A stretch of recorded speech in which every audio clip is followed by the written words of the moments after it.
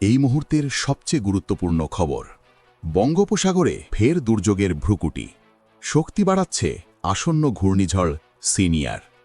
আবহাওয়া দপ্তরের সর্বশেষ বুলেটিন অনুযায়ী দক্ষিণ আন্দামান সাগরে তৈরি হওয়া নিম্নচাপটি এখন গভীর নিম্নচাপে পরিণত হওয়ার মুখে। আগামীকালের মধ্যেই এটি পূর্ণাঙ্গ ঘূর্ণিঝড়ের চেহারা নিতে পারে। কোথায় আছড়ে পড়বে এই ঝড়? পশ্চিমবঙ্গ বা বাংলাদেশ উপকূলে কি এর সরাসরি কোনো প্রভাব পড়বে, নাকি অভিমুখ থাকবে দক্ষিণ ভারতের দিকে? এই সব প্রশ্নের উত্তর নিয়ে আসছি আজকের বিশেষ প্রতিবেদনে।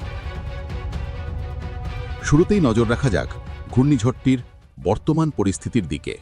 আবহাওয়া ভবন জানাচ্ছে, নিম্নচাপটি গতকালের চেয়ে অনেকটাই শক্তি সঞ্চয় করেছে।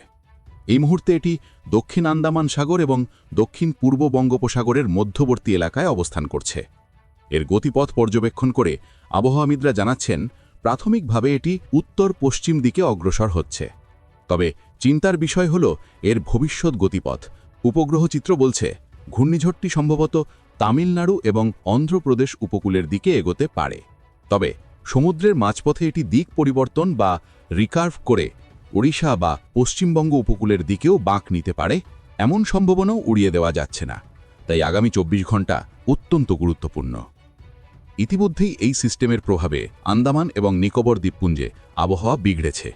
সেখানে আজ সকাল থেকেই শুরু হয়েছে তুমুল বৃষ্টি, সঙ্গে বইছে দমকা হাওয়া, যার গতিবেগ ঘণ্টায় 50 থেকে 60 কিলোমিটার পর্যন্ত পৌঁছাচ্ছে।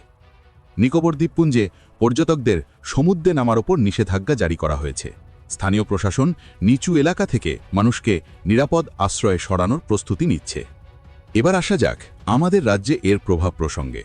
আলিপুর আবহাওয়া দপ্তর জানাচ্ছে, আজ এবং কাল দক্ষিণবঙ্গে আকাশ আংশিক মেঘলা থাকতে পারে।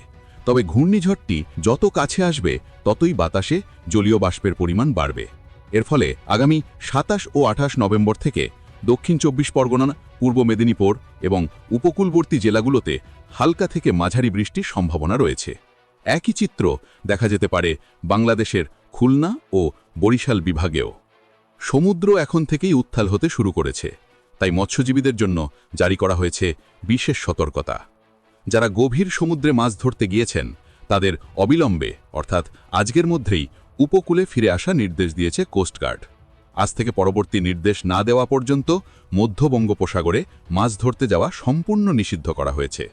মনে রাখবেন, ঝড়ের কেন্দ্রে বাতাসের গতিবেগ 90 থেকে 100 কিলোমিটার পর্যন্ত পৌঁছাতে পারে, যা ছোট ট্রলারের জন্য অত্যন্ত বিপজ্জনক। দুর্যোগ মোকাবিলায় পিছিয়ে নেই প্রশাসনও। নবান্নে ইতিমধ্যেই একটি বিশেষ কন্ট্রোল রুম খোলার নির্দেশ দেওয়া হয়েছে। উপকূলবর্তী জেলাগুলোর জেলাশাসকদের সতর্ক থাকার নির্দেশ দেওয়া হয়েছে। বাঁধগুলোর ওপর বিশেষ নজরদারি চালানো হচ্ছে। পাশাপাশি দীঘা, বকখালি এবং মন্দারমণির মতো পর্যটন কেন্দ্রগুলোতে মাইকিং শুরু হয়েছে। পর্যটকদের সমুদ্রের খুব গভীরে না যাওয়ার পরামর্শ দেওয়া হচ্ছে। অন্যদিকে অন্ধ্রপ্রদেশ এবং তামিলনাড়ু সরকার ইতিমধ্যেই এনডিআরএফ-এর একাধিক টিমকে প্রস্তুত রেখেছে। চেন্নাই এবং বিশাখাপত্তনমে খোলা হয়েছে জরুরি ত্রাণ শিবির। শেষ করার আগে আরেকটা আবহাওয়ার আপডেট দিয়ে রাখি। ঘূর্ণিঝড়ের প্রভাবে রাজ্যে শীতের আমেজ কিছুটা কমতে পারে। মেঘলা আকাশ এবং পূবালি হাওয়ার কারণে রাতের তাপমাত্রা সামান্য বাড়ার সম্ভাবনা রয়েছে। তবে দর্শকদের আতঙ্কিত না হয়ে সতর্ক থাকার পরামর্শ দিচ্ছে আবহাওয়া দপ্তর। সিনিয়র শেষ পর্যন্ত সুপার সাইক্লোনে পরিণত হবে নাকি সাধারণ ঘূর্ণিঝড় হিসাবেই স্থলভাগে আছড়ে পড়বে তা জানতে আমাদের নজর রাখতে হবে আগামীকালের আপডেটের ওপর। আমরা পরিস্থিতির ওপর কড়া নজর রাখছি। ঘূর্ণিঝড় সিনিয়রের প্রতি মুহূর্তের খবর সবার আগে জানতে চোখ রাখুন লাইভ বঙ্গের পর্দায়। এখনকার মতো এ পর্যন্তই। সুস্থ থাকুন, সঙ্গে থাকুন। নমস্কার।